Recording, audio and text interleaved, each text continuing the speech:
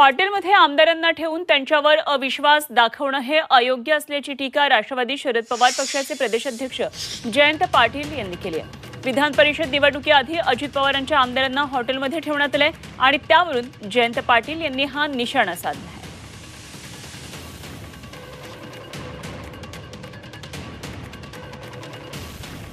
आमदारांच्या हॉटेलवरून जयंत पाटील यांनी अशा प्रकारे ही टीका केलेली आहे। अजित पवार गटाच्या आमदारांना सुद्धा हॉटेलमध्ये ठेवण्यात आले आहे आणि हॉटेलमध्ये अशा प्रकारे आमदारांना ठेवून त्यांच्यावर अविश्वास दाखवणं हे अयोग्य आहे अशी टीका राष्ट्रवादी शरद पवार पक्षाचे प्रदेशाध्यक्ष जयंत पाटील यांनी केली आहे। हॉटेलमध्ये आमदारांना ठेवून त्यांच्यावर अविश्वास दाखवणं योग्य आहे असं मला वाटत नाही आणि ज्यांचा शेवटी आमच्या आमदारांच्यावर विश्वास आहे।